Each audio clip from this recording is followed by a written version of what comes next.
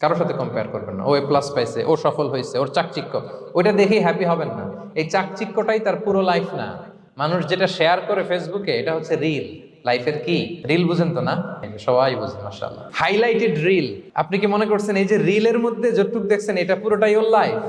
না রে ভাই, ওরও অনেক কষ্ট আছে, ওরও অনেক ব্যর্থতা আছে, ফেলিওর আছে, ওইটাও ঢেকে রাখে, ওটা তো প্রকাশ করে না। দেখবেন আমরা ফেসবুকে ছবি শেয়ার দিলে কি করি? সবচেয়ে ভালো ছবিটা খুঁজি, হাসি দেওয়া, স্মাইলিং ফেস, স্মার্ট লাগতেছে, সুন্দর পিকচার হয়েছে, এটা দেই। কারণ আমি যে হ্যাপি এটা দেখাইতে চাই আমি সবাই, ঠিক কিনা? তার মানে আমার দুঃখের অংশটা তো আমি শেয়ার করি না। সো আপনি কারো চাকচিক্য দেখলে অবাক হবেন না, এটাই তার হোল লাইফ নয়। It's not the entire picture of his life. এটা হচ্ছে হাইলাইটেড রিল। এটা কি? সবাই বলেন এটা কি? সো কখনো কম্পিট করবেন না অন্যের সাথে। তাহলে কার সাথে কম্পিট করবেন? Compete with yourself. নিজের সাথে কম্পিট করুন, নিজের সাথে কম্পিট করুন। and try to be the better version of yourself in every single day. প্রতিদিন নিজেকে একটু একটু করে ডেভেলপ করার চেষ্টা করুন। and don't lose your confidence by comparing yourself with others. Dear brothers and sisters, কখনো নিজেকে অন্যের সাথে তুলনা করে আপনার কনফিডেন্স কমাবেন না।